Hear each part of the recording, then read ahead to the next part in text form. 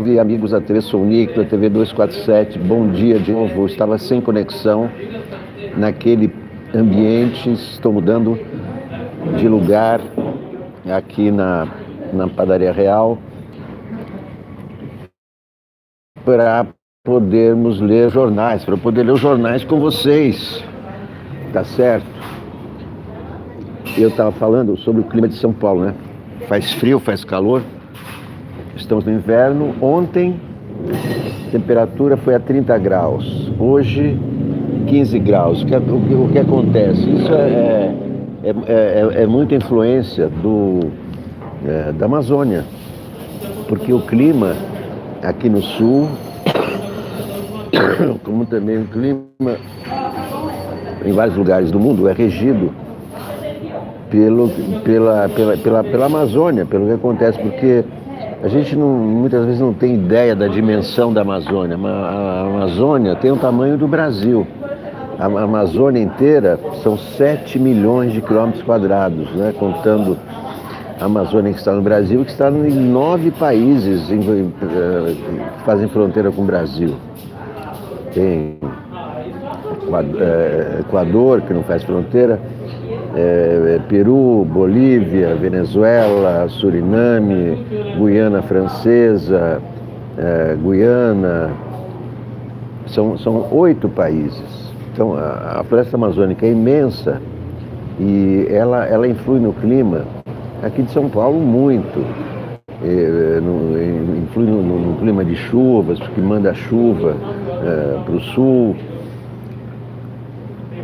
Enfim, o que acontece é que a Amazônia nunca foi vista pelos governos brasileiros, ou raramente vista pelos governos brasileiros, com o intuito de preservar, porque dela depende não só o clima, como depende o mundo, depende o clima do mundo, a água do mundo, porque ali a Amazônia tem um quinto da água potável do mundo, são milhares de rios que fazem parte da bacia amazônica, e os governos brasileiros raramente viram a Amazônia como um local para a preservação da vida no planeta, no Brasil e no planeta. A biodiversidade e etc. E sim, as autoridades trataram a Amazônia como um lugar vazio que tinha que ser povoado.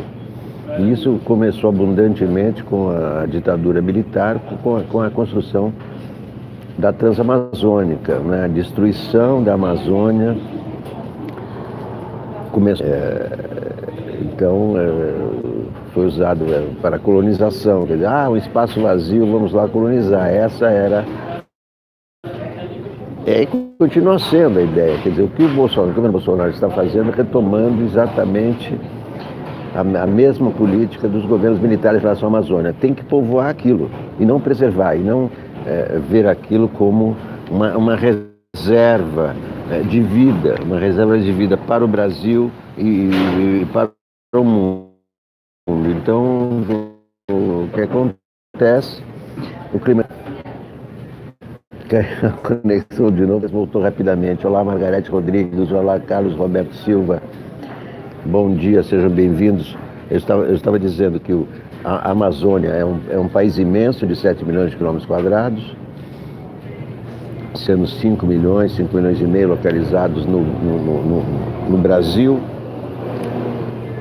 E desses 5 milhões e meio de quilômetros quadrados, 20% já foram destruídos. Então, 20% da mata da Amazônia já foi destruída. E agora, com o Vale Tudo, com a licença para desmatar, né? Que o Bolsonaro deu para a polícia licença para matar. E para os invasores, para os grileiros da Amazônia, deu licença para desmatar. Com essa licença para desmatar, a destruição da Amazônia se acelera. Claro, é uma imensidão, é um país, né? Não dá para destruir assim rapidamente, mas a preocupação é mundial com a acelerada destruição da Amazônia. Os países que estavam tentando ajudar o Brasil a preservar a Amazônia, como a Noruega e a Alemanha, já retiraram as suas o fornecimento de dinheiro, né?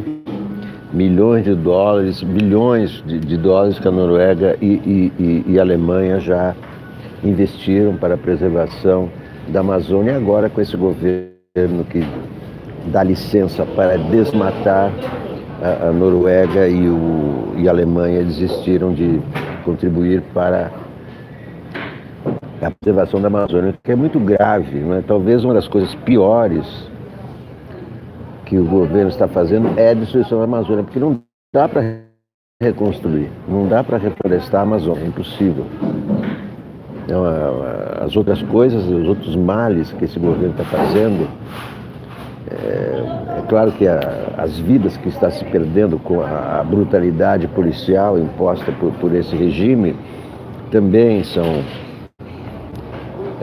impossíveis de retornar, né? É claro que esse é o pior mal que esse governo está fazendo, são os assassinatos, né? São as balas perdidas, são os inocentes que estão morrendo, principalmente no Rio de Janeiro. Em outros lugares, como São Paulo, com a radicalização nas relações da polícia com os cidadãos. Mas a destruição da Amazônia talvez seja o crime contra a humanidade mais terrível, porque é a maior floresta tropical, além da biodiversidade, além das riquezas, é uma floresta que influi no regime climático mundial. Então daí vem vários eventos, né, tempestades, terremotos, etc., que se originam do clima, né? Só as pessoas desinformadas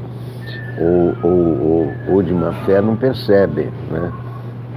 Caso do Trump, caso do Bolsonaro. Aliás, também nesse preâmbulo, nesse bate-papo inicial, eu queria falar sobre o abuso, né? Discute-se muito essa lei do abuso de autoridade aprovada pela Câmara, mas o que eu acho que falta, na verdade, é uma lei de abuso do presidente, porque quem abusa mais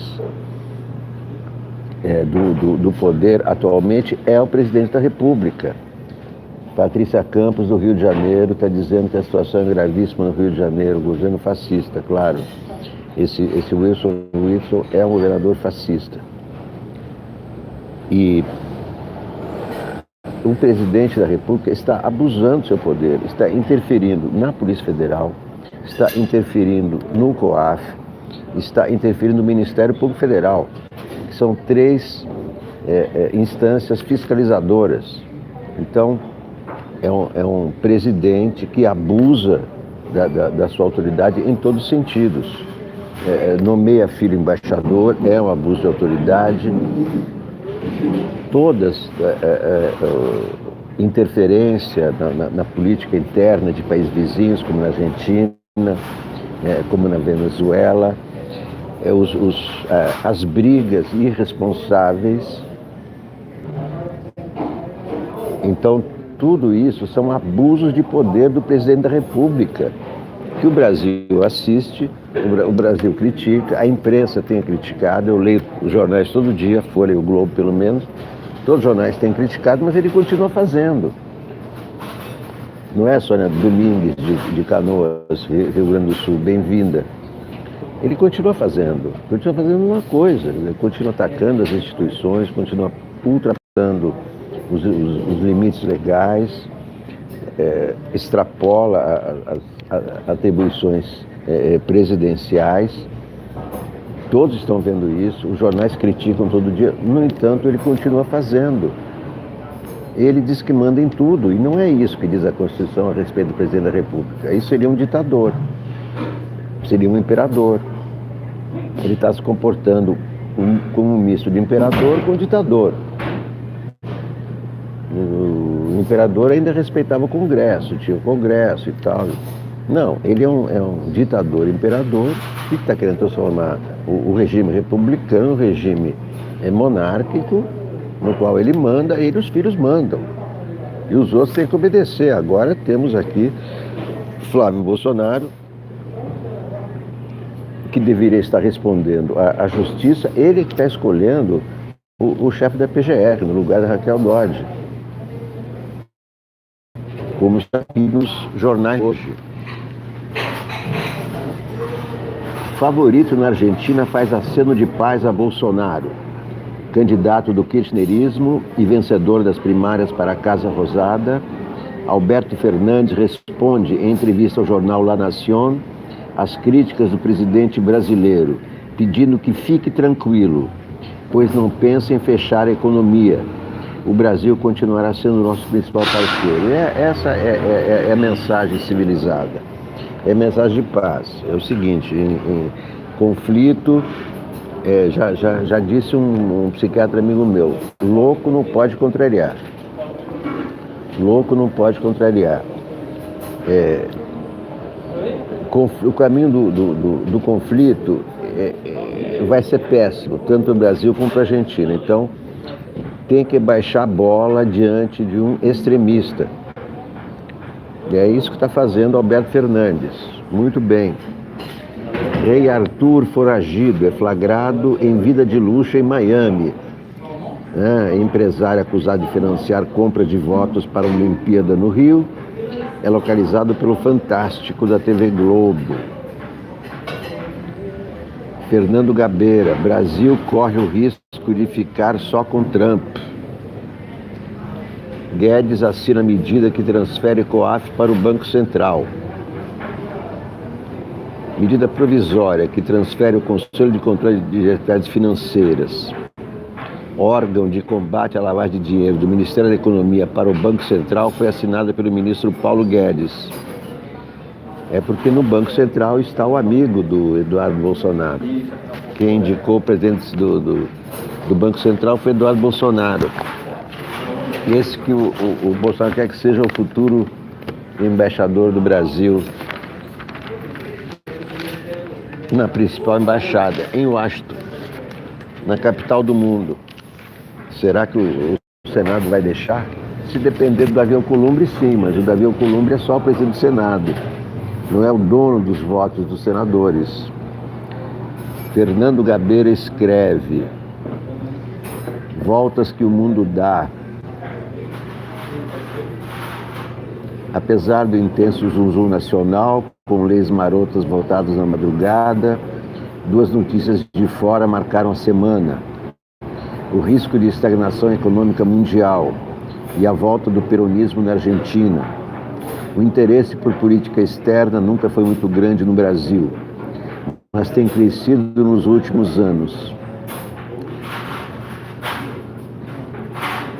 Bolsonaro faz parte disso por alguns anos. Não, mas tem crescido nos últimos anos. Senti isso na Comissão de Relações Exteriores da Câmara. Estudantes a frequentavam com interesse para ouvir os debates. Bolsonaro fez parte dessa Comissão de Relações Exteriores por alguns anos. Naquele momento ainda não era um líder popular nacional. Tornou-se presidente e discutir com líderes populares é mais áspero. Os seguidores são hipersensíveis à imparcialidade ou ao preconceito. Mas fatos são fatos. A política externa conduzida por Bolsonaro precisa ser criticada, pois pode nos levar a um isolamento perigoso no momento de uma crise mundial. Bolsonaro aproximou-se dos Estados Unidos, nada a reparar. A aproximação com os Estados Unidos estava no seu programa e, creio, é apoiada pela maioria dos eleitores brasileiros. Bolsonaro aproximou-se dos Estados Unidos e está se afastando de outras partes do mundo. Isso não estava no programa. Muito menos reduzir o movimento a uma proximidade com a família Trump. Como se política externa fosse tocada por amizades familiares e não interesses nacionais. Bolsonaro aproximou-se de Israel, nada a reparar, mas se afastou do mundo árabe ao anunciar que levaria a embaixada do Brasil para Jerusalém. Não completou o plano, mas o desgaste ficou no ar.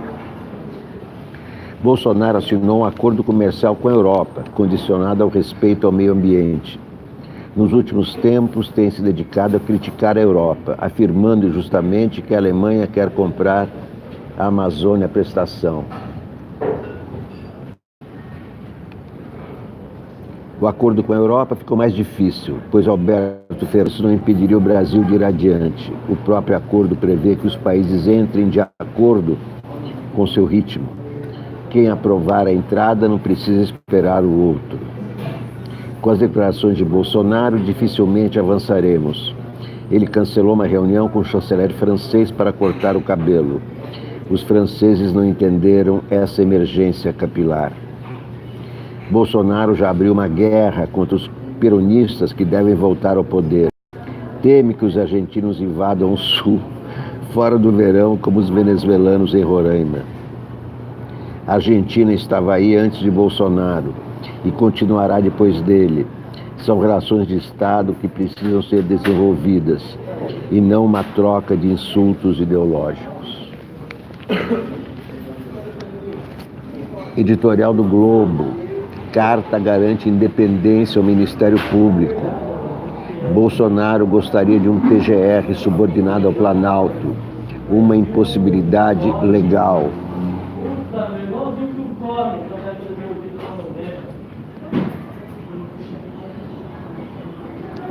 Cabe ao presidente fazer indicações para postos-chave na cúpula do Judiciário e no Ministério Público, o do Procurador-Geral da República.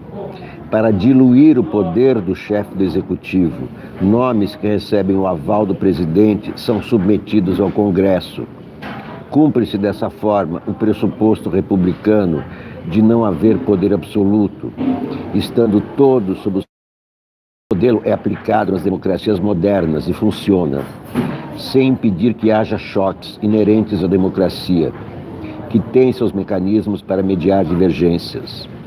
O presidente Jair Bolsonaro, devido ao perfil autoritário, é um teste para esse sistema. Bolsonaro já reclamou da justiça e também recuou e remeteu o projeto de lei aos parlamentares. É um processo educativo para homens públicos autoritários. No momento, Bolsonaro se prepara para indicar o novo Procurador-Geral da República, que tem prerrogativa de encaminhar denúncia ao Supremo contra o próprio presidente, parlamentares federais, ministros, etc. O Ministério Público, nos termos da Constituição, defende, entre aspas, a ordem jurídica do regime democrático e dos interesses sociais individuais indisponíveis, fecha aspas, com independência funcional.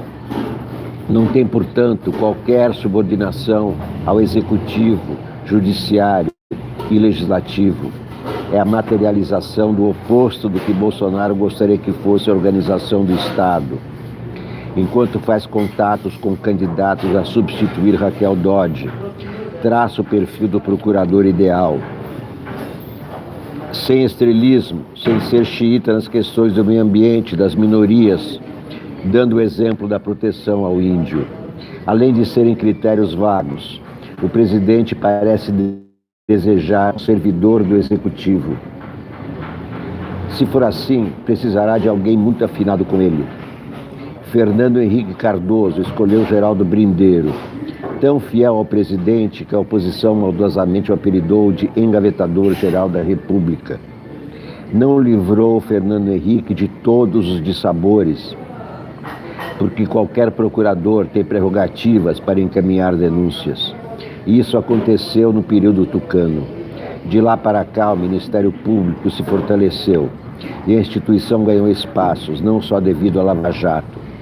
Procuradores são atuantes, por exemplo, em questões ambientais e referentes a minorias, como os índios, não por acaso citados por Bolsonaro. Por mais próximo dele que venha a ser o novo procurador, é seguro que há à frente muito espaço para desentendimentos entre o governo Bolsonaro e o Ministério Público, mas nada que as instituições não possam administrar.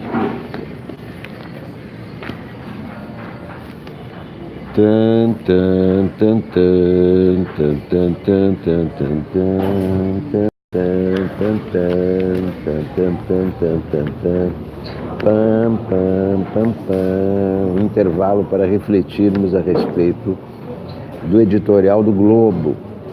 a respeito dos abusos do presidente. Quem está abusando do poder é o presidente da República. Pasmem, isso nunca aconteceu. Ivana Mar, Laura Pimentel, Elizabeth Bastos, isso nunca aconteceu desde a redemocratização. Um presidente da República abusando do poder, dizendo: quem manda aqui sou eu, quem manda é o povo, leia a Constituição. Todo o poder emana do povo e em seu nome exercido. Portanto, todo o poder não emana do presidente da República, todo o poder emana do povo. Cacá Diegues, o amor pelo que somos. É através da cultura que amamos as regiões do globo que nos interessam. Ela nos faz amar as nações e sua história, seu passado e sua memória. Amamos a Grécia Antiga, por exemplo, por causa de seus filósofos e poetas, por causa de Aristóteles, que ensinou a humanidade ocidental a pensar, por causa de Homero, que nem sabemos se de fato existiu, e de sua obra, possivelmente recriada por cantores diversos e anônimos. Por causa da Ilíada, que Alexandre carregava debaixo do travesseiro enquanto conquistava o mundo. É isso que nos faz amar a Grécia e refletir sobre ela, como um mistério que estamos sempre tentando desvendar. Só amando o que somos, podemos reconhecer valor em nós mesmos. Mas penso que nunca soubemos o que somos. Somos um Brasil que se formou a partir de 1500, tendo aventureiros e desterrados portugueses como colonizadores? Ou somos o Brasil dos imperadores tentando nos dar um caráter nacional que nunca chegou a se formar? Ou o Brasil das três repúblicas de nossa experiência política moderna em crise permanente? Será justo definirmos-nos a partir do que nossas elites quiseram de nós, independente do que pensava, curtia ou fazia a população sem poder? E essa população sem poder sabia o que era? Exercia consciente o direito de ser o que desejava ser? O Brasil sempre foi um país sem programas refletidos para um futuro próximo ou distante. Isso talvez seja o que sempre produziu nosso encanto, junto a viajantes e leitores que buscam um projeto de humanidade, que procuram uma resposta para seu mal-estar sobre eles mesmos. Esse Brasil pandeiro sempre nos serviu de álibi para dormirmos em berço esplêndido, sem receio de acordarmos vivendo uma tragédia. Um país abençoado pela graça, jamais conhecerá desgraça, seja ela de que natureza for. Não costumamos fazer planos, projetos que se estendam no tempo. Sempre nos satisfizemos e nos regozijamos quando identificamos como o país do carnaval e do futebol, o país do sorriso ao sol e da cordialidade em qualquer circunstância. A bela canção que nos afirmava abençoados por Deus e bonitos por natureza, que cantamos todos juntos, sem distinção, difundida com gigantesco sucesso popular no coração da noite sombria da ditadura militar, responsável pelo que vivíamos com dor. Mesmo sem saber quem somos, inventamos um país diferente dos outros, através de nossos pensadores mais sábios e criativos, como Joaquim Nabuco, Gilberto Freire, Paulo Prado, Sérgio Buarque de Holanda, Darcy Ribeiro, Roberto da Mata e tantos outros criadores de um Brasil divergente, que espera se redimir na sombra do que é, no detalhe do que quase foi. Na poesia de nossos defeitos, como está na abertura de Retrato do Brasil, o livro de Paulo Prado, abre aspas, numa terra radiosa vive um povo triste. Como reação ao concerto do que ficou consagrado, muitas vezes nadamos na direção contrária à da onda dominante. Desde que o presidente declarou que patriota brasileiro em defesa do meio ambiente deve fazer cocô dia sim, dia não, desde então tenho feito cocô 2 vezes por dia. Não se trata de prejuízo biológico ou desafio ideológico, mas do simples prazer de pensar e fazer por mim mesmo, sem atrapalhar como princípio a vida de ninguém. Essa é a maior satisfação que um ser humano pode ter, o que o consagra como ser humano. A nação que mais amamos será sempre aquela em que manifestamos nossos pensamentos, mesmo os mais pobres, fúteis e inúteis, sem medo de retaliação dos poderosos e da eventual maioria, com a certeza de que estamos cumprindo um dever e não precisamos explicar nem entender porquê. No julgamento de nós mesmos, a síndrome brasileira por excelência é a da autodesvalorização, o fanático desejo de destruir o que for nosso. Sem admitir que não existe o nosso e o deles, damos a vida pelo desmonte de nossas virtudes. Diferentes dos povos que têm o hábito de se autoexaltar, somos os primeiros a desfigurar nossas aparentes vantagens. Há sempre uma versão maliciosa para cada atrativo virtuoso que, porventura, descubram em nós. Somos obcecados em destruir com estardalhaço o que tentam com boa vontade construir sobre nós. Minha filha Flora, jovem, cheia de sabedoria e talento, me dizia que a gente só consegue amar o lugar em que dorme tranquilo e sem sobressaltos, e onde acorda sereno, com os olhos voltados para a luz. Cacá Diegues no Globo. Uma pausa para pensar. Síndrome de destruição de que fala o Cacá. Por que escolher um presidente destrutivo, agressivo, um antipresidente? Todo o histórico dele dizia que ele era um gerador de conflitos e não um apaziguador de conflitos, que é o que se espera de um presidente da República. Por que isso aconteceu? Vamos ver, vamos procurando respostas aqui no mais uma coluna do Globo, assinado por Rosisca Darcy de Oliveira, o fantasma da verdade. O presidente da República se diz um homem espontâneo. Suas declarações escatológicas na fronteira da insanidade e muito além da grosseria, a exemplo da política ambiental do cocô de Assim de Anão, seriam a prova de sua autenticidade. Palavras estapafúrdias tentam vender a imagem do improviso de um homem simples e sincero. Ora, a pretensa espontaneidade faz parte de uma estratégia complexa de manipulação fria das emoções mais irracionais: o medo, o ódio e o ressentimento.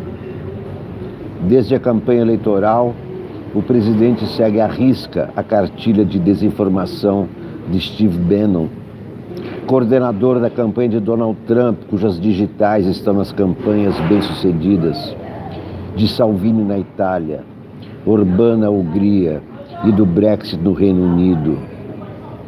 O documentário Privacidade Hackeada, disponível na Netflix, descreve as entranhas dessa estratégia. É parte dela sua recente escolha de assumir sozinho a comunicação do governo. Em tom circense, iluminam sua ribalta, pautam um debate, propagam mentiras, semeiam confusão, convocam o que há de pior nas pessoas. Nas redes sociais e na mídia se discute a última do Bolsonaro. Essa cacofonia abafa o ruído da demolição de tudo que se construiu na defesa dos direitos humanos, nas ações de proteção ambiental, no combate à proliferação de armas e preconceitos. Encobre a tragédia do desmatamento da Amazônia, a desmoralização dos centros produtores de conhecimento e das instituições que vertebram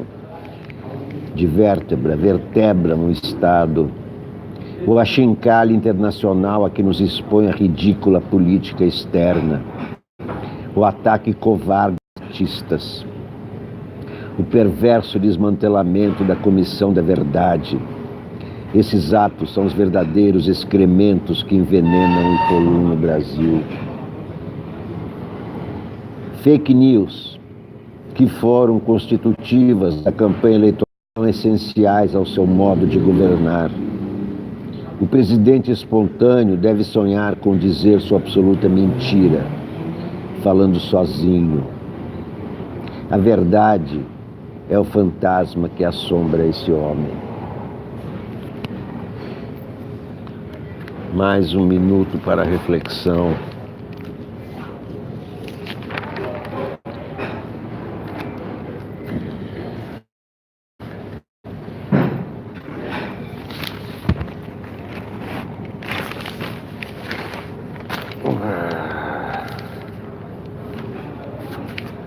Reunião parcelar destino de delegado de Itaguaí. Essa matéria é muito importante. Provável exoneração de José Alex Nóbrega de Oliveira, pedida por entorno de Bolsonaro, deflagra crise na Receita Federal. Interferências e mais interferências, abusos e mais abusos. O delegado da Receita Federal no Porto de Itaguaí, José Alex Nóbrega de Oliveira, foi chamado para uma reunião na manhã de hoje, na sede da superintendência do órgão no centro do Rio, ameaçado de exoneração por, abre aspas, pessoas do entorno do presidente Jair Bolsonaro. Segundo auditores fiscais, ele não está disposto a pedir para sair da função que ocupa há 1 ano e meio. A cúpula do fisco alertou Bolsonaro sobre o risco de substituição em Itaguaí, unidade cercada pela milícia do superintendente do órgão no Rio, Mário Derron. Ele se negou a afastar o subordinado em Itaguaí. Também há pressões políticas para a saída da chefe do atendimento na Delegacia da Receita na Barra, Adriana Teles. Desde anteontem, quando vazou um relato de Oliveira em um aplicativo de mensagens, alertando para os riscos da troca de comando, o delegado de Itaguaí recebeu manifestações de solidariedade dos colegas de profissão. No documento vazado, escreveu que, aspas, forças externas que não coadunam com os objetivos de fiscalização da Receita Federal, pautados pelo interesse público e defesa dos interesses nacionais, fecha aspas, estariam pleiteando a troca. O Globo, que divulgou o texto com exclusividade, comprovou a veracidade do documento. Procurado, José Alex não quis comentar sua situação. Surpresa com a intervenção no órgão, a cúpula da Receita desconhece a motivação para afastar o delegado do Porto e a chefe de atendimento da Delegacia da Barra. Cerca de 21 mil contêineres entram todo mês pelo Porto de Itaguaí. De acordo com o funcionário que trabalha no local, são apenas 50 aldrados, além do Porto de Angra dos Reis e de 2 terminais próximos, de minério e de petróleo. Os problemas mais graves são a saída de drogas para a Europa e a chegada de armas dentro de contêineres provenientes da Ásia. O afastamento do superintendente da Receita no Rio, também aguardado para os próximos dias, abrirá caminho para novas mudanças em postos-chave do órgão no Estado. Um possível substituto de Oliveira em Itaguaí é o auditor Neicir de Almeida, ex-membro do Conselho Administrativo de Recursos Fiscais. Colegas desconhecem experiência dele na área portuária. Além da interferência, os auditores estão insatisfeitos com o plano de transformar a área de fiscalização da Receita em uma autarquia. O governo diz que o objetivo é evitar pressões políticas, mas para os integrantes do órgão há risco de aparelhamento, abusos e mais abusos. Abusos de poder do presidente da República. É a isso que o presidente tem que responder. Abusos. Abusos de poder. Comício do Fliperama, Folha Ilustrada. Comício do Fliperama. Essa é a parte da cultura que Bolsonaro apoia.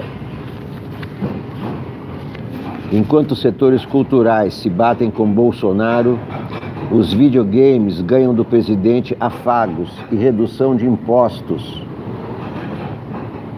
Não teatro, não cinema, mas os videogames. Estrangeiros, é claro.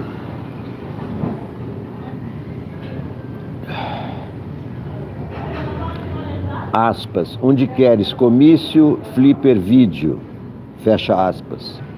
Naquele ano de 1984, quando Caetano Veloso lançava O Quereres, política e videogame pareciam ocupar espaços opostos.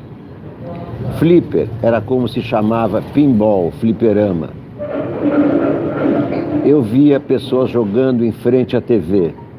Isso contrastava com interesse em comícios, falas políticas em espaço público, explica Caetano. 35 anos depois, o cenário mudou. Neste momento em que o termo guerra cultural bate e quica nos discursos, tanto de esquerdistas quanto de direitistas, o governo se digladia abertamente com setores como os de cinema e teatro. Mas há um tipo de produto cultural específico, que em vez de pedradas ganha afagos, os jogos eletrônicos. Um forte abraço, gamers, postou Jair Bolsonaro, sem se preocupar com a vírgula. Em falas recentes, o presidente tem feito acenos para a indústria de videogames. Na semana passada, publicou decreto que reduz alíquotas do imposto sobre produtos industrializados, incidentes sobre jogos de vídeo e suas partes e acessórios. Bolsonaro também mencionou em postagem nas redes sociais taxas de importação para eletrônicos. No Twitter, como que para justificar a preocupação com os games, o presidente disse que o Brasil é o segundo mercado no mundo nesse setor.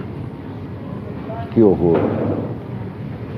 Em vez de achar um horror, ele acha isso maravilhoso, incentiva a que os brasileiros joguem mais videogames. E pensem menos, e leiam menos, ocupem o seu tempo praticando tiro ao alvo em pessoas, que é o que a maior parte das histórias dos videogames é essa, guerra. Sim, o mercado consumidor brasileiro é grande, mas não é o segundo. De acordo com a Newzoo, empresa de análise especializada no setor, o país é o 13º, com 75,7 milhões de jogadores, que gastaram ao todo $1,5 bilhão em 2018. Falando em números, tem aqui uma reportagem interessante mostrando aonde que o governo gasta dinheiro. Mostrando aonde o governo gasta dinheiro. Em meio a bloqueios de caixa, o governo tem gasto de R$1.600.000 com medalhas. Bolsonaro gastou R$200.000 indo a 3 jogos do Brasil na Copa América. Já gastou R$1.600.000 com medalhas em 7 meses. Egresso do Exército, Bolsonaro se destaca tanto por entregar quanto por receber condecorações, que ele está recebendo dele próprio e dando medalhas até para os filhos. Matéria de Ranier Bragon. Presidente da República, egresso da carreira militar, Jair Bolsonaro deu em seus primeiros meses de governo impulso ao gasto para a confecção de um apetrecho caro a caserna, as medalhas. Os ministérios das relações exteriores, da defesa, exército, marinha, aeronáutica e escolas superiores de guerra têm mais de 50 tipos diferentes de condecorações, da medalha do pacificador à medalha Sangue do Brasil. O custo para a confecção delas ficou em R$1.600.000 nos primeiros meses de 2019, dados que vão até abril ou junho, a depender do órgão.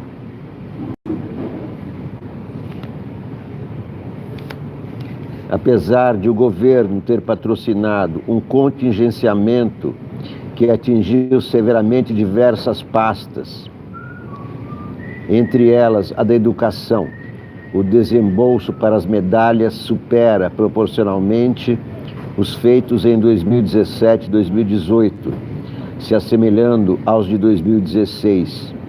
3,7 milhões foi o que Temer gastou em medalhas. 3,6 milhões foi o que Temer gastou em medalhas em 2016.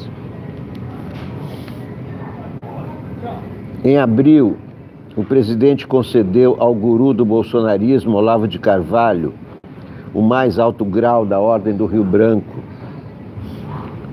do Itamaraty, condecoração dada pelo governo do Brasil para, aspas, distinguir serviços meritórios e virtudes cívicas. Um cara que só xingou, um cara que só xinga, que só espalha fake news, foi condecorado.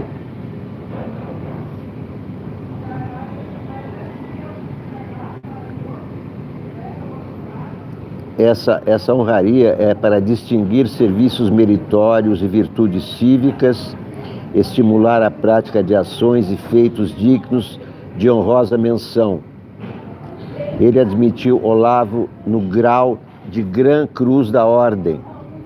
Na mesma ocasião, foram agraciados com medalhas de grau inferior os filhos Flávio, senador, e Eduardo, deputado federal, além de ministros, governadores e congressistas aliados, entre eles o deputado federal Hélio Negão.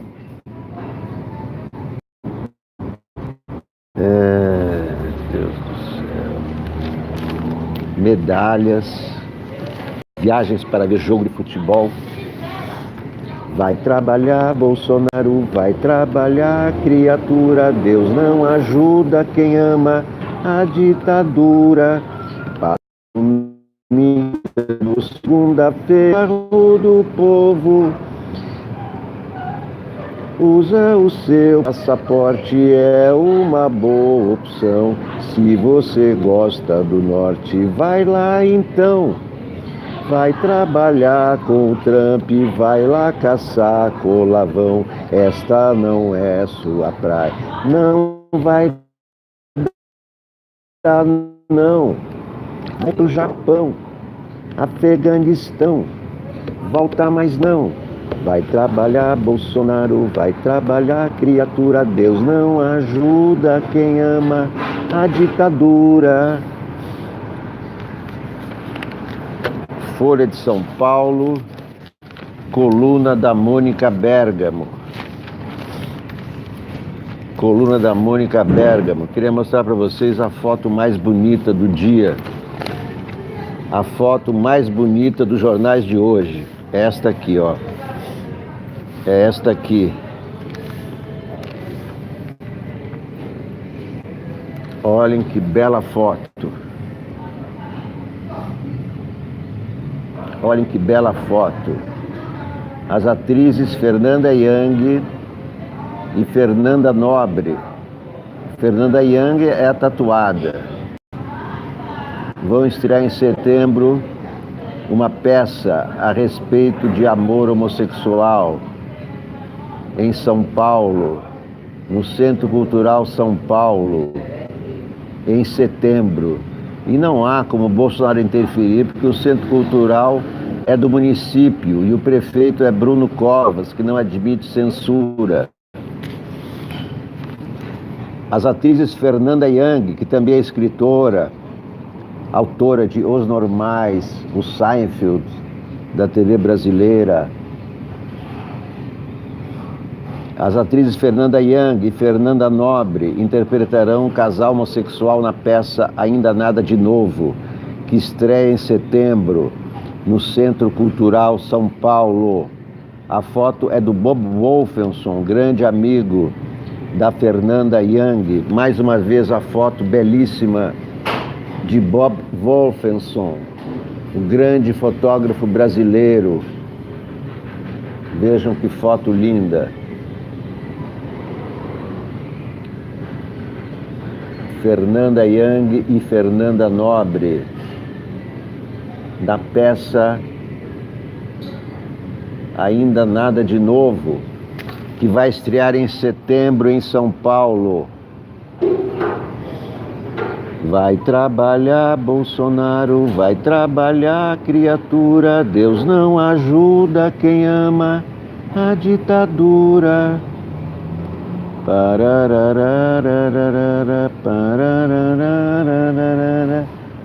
Não é linda a foto? Não é linda a foto? Demais essa foto, né? Queria deixar essa foto no ar até o fim do programa para vocês.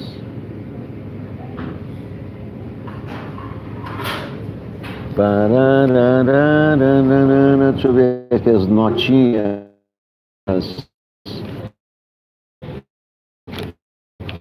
Da Mônica Bergamo. O ex-ministro Gustavo Bebiano está rascunhando um livro de memórias do período em que fez campanha para Jair Bolsonaro. O Gustavo Bebiano, que vivia advogando, se encontrou com Bolsonaro e acabou chorando, Todo laranja tem um triste fim. Com Bebiano aconteceu assim. Chupado até virar bagaço, se tornou palhaço como Arlequim. E agora vive ameaçando escrever as memórias. Isso aí não é que ele vai escrever as memórias, é uma ameaça. Sempre que ele quer mostrar, quer aparecer na imprensa, porque é candidato a prefeito do Rio no ano que vem, ele solta uma notinha dizendo que vai escrever uma biografia. Então, né, se supõe que vai revelar, vai fazer revelações bombásticas e tal, mas na verdade é só uma ameaça. Muito parecido com o Eduardo Cunha, vocês lembram, né? O Eduardo Cunha também ameaçava escrever memórias, ameaçava contar tudo, no entanto está lá em cana, preso e está quietinho. Como um bom cabrito não berra. Bom, não tem nada de interessante na Mônica Bergamo, além dessa foto incrível, maravilhosa, do Bob Wolfenson.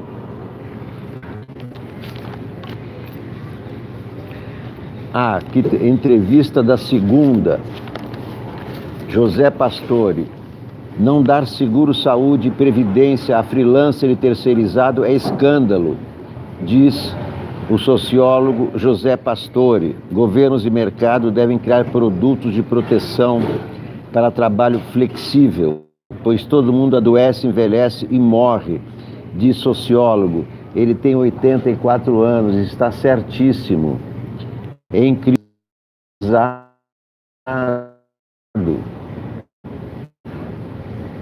E até ele foi proibido de apitar um jogo entre os detentos, porque os detentos não confiavam nele.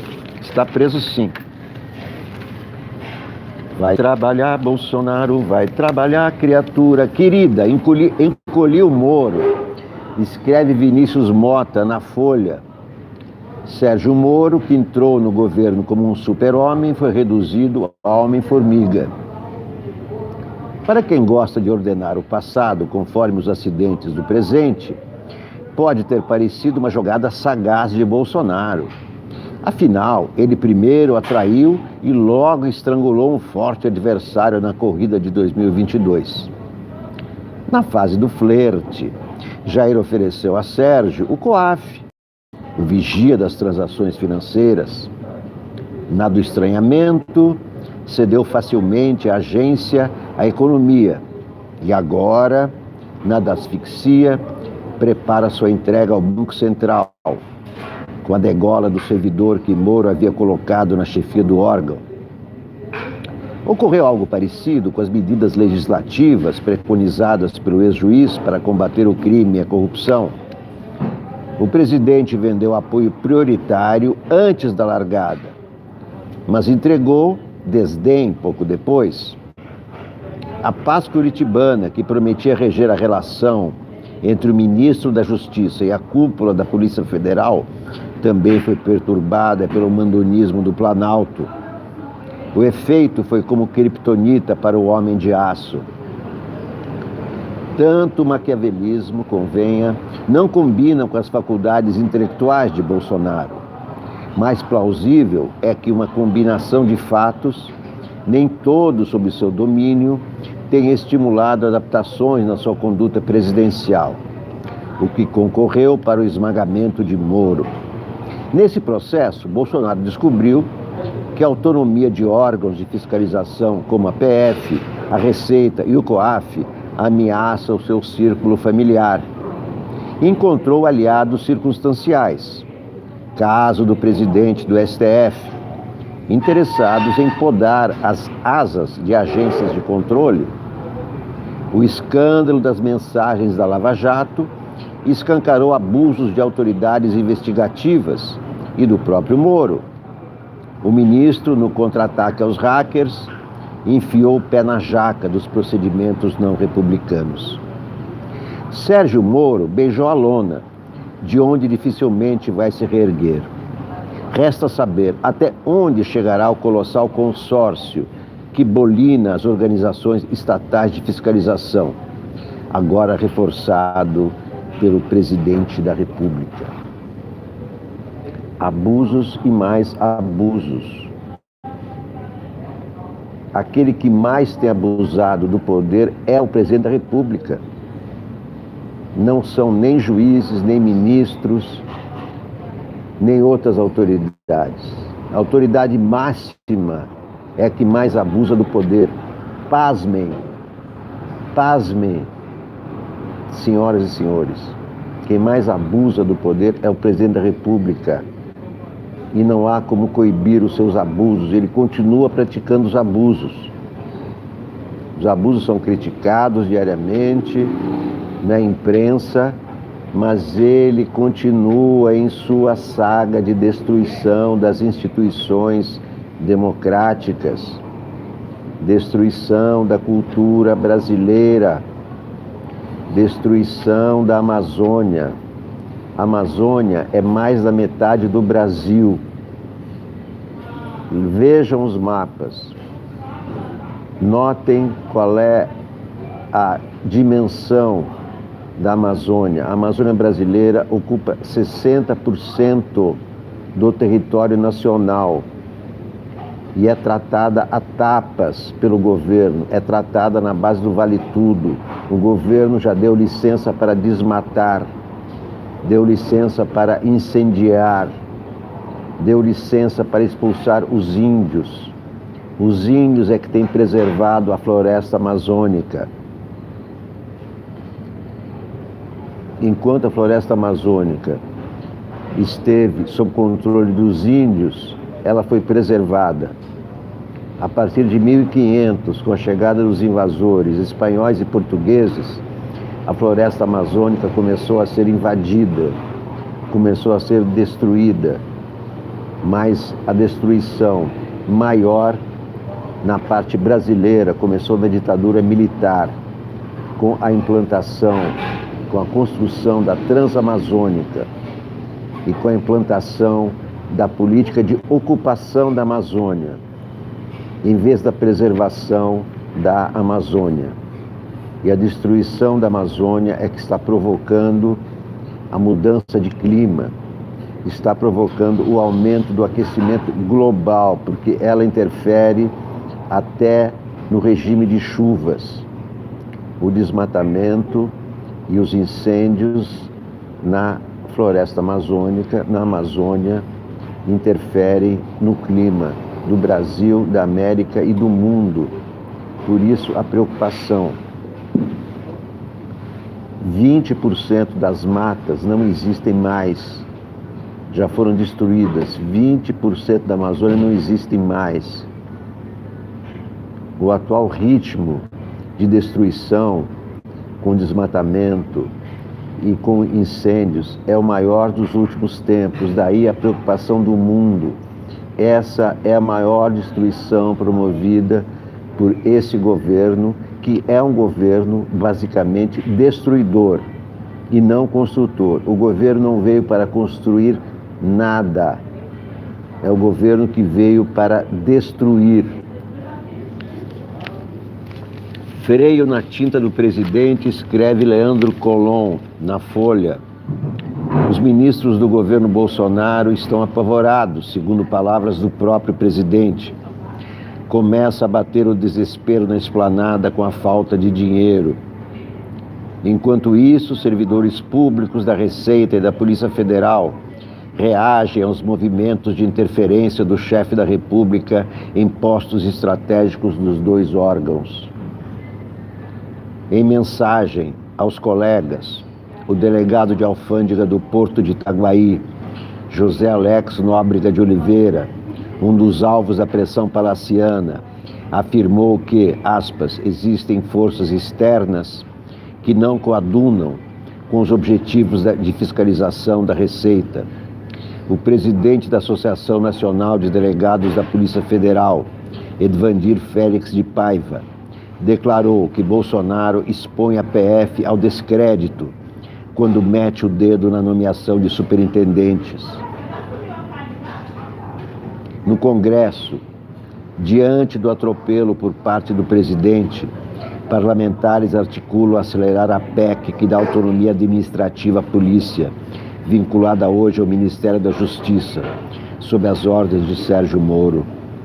Um parecer de consultores do Senado afirma que a nomeação do deputado Eduardo Bolsonaro pelo pai para ser o embaixador do Brasil nos Estados Unidos seria uma prática de nepotismo. O presidente tem postergado a oficialização da indicação do filho para Washington, até que tenha uma certeza de que não passará o vexame da derrota no plenário do Senado. Hoje, a aposta entre senadores é de que a escolha tem mais chances de passar do que ser negada. No entanto, o fantasma do fracasso emite sinais em meio ao clima de desgaste contaminado por episódios recentes, fabricados pelo próprio Bolsonaro. Ele disse que não será um presidente banana. Quem manda sou eu, declarou sobre as trocas na Polícia Federal. Pouco depois amenizou o tom.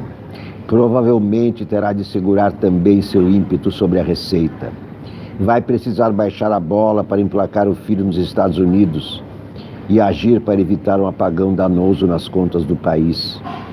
A reação das instituições é importante para afiar a caneta presidencial, sem brecha para garranchos. Meus queridos amigos, muito obrigado por assistirem ao primeiro programa de hoje da TV Sounic, também transmitido logo a seguir pela TV 247. Peço a todos que ainda não se inscreveram, por favor, se inscrevam no canal, porque quanto mais inscritos no canal, maior audiência, porque os inscritos são avisados quando começam as transmissões.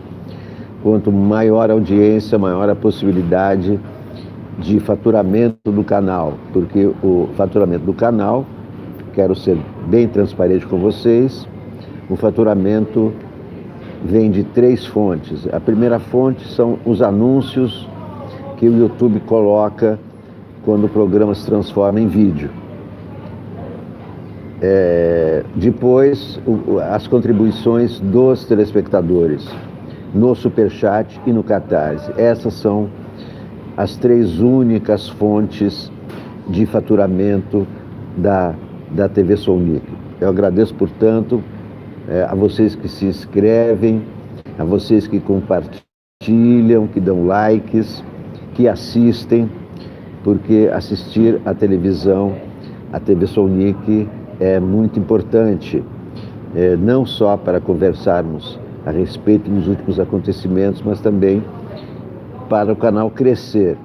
E no YouTube a lei é muito clara. Ou o canal cresce ou desaparece, né? Esse canal, a TV Sol Nick, tem crescido desde o seu primeiro dia, foi inaugurado em janeiro deste ano. Agradeço muito a vocês por assistirem, a darem essa maravilhosa audiência, a compartilharem comigo esses momentos de jornalismo. Vocês devem ter notado que eu não menciono aqui nem porque fake news e teorias da conspiração só confundem.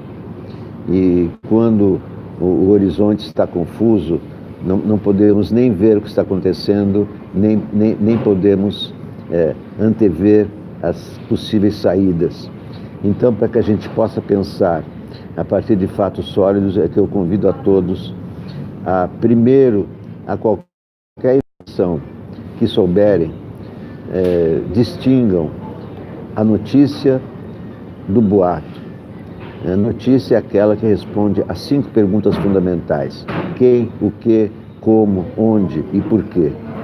Se essas perguntas ainda não têm resposta, ou é uma notícia incompleta, ou então é um boato. E, então não vale passar para frente um boato para confundir ainda mais as informações, embaralhar as informações. A favor da transparência, a favor da luz. O sol é o melhor desinfetante. Viva o sol! Atrás de mim, alguns raios de sol tentando romper as nuvens cinzentas dessa manhã de São Paulo, sob a influência da destruição da Amazônia. Muito obrigado a todos e até a próxima transmissão.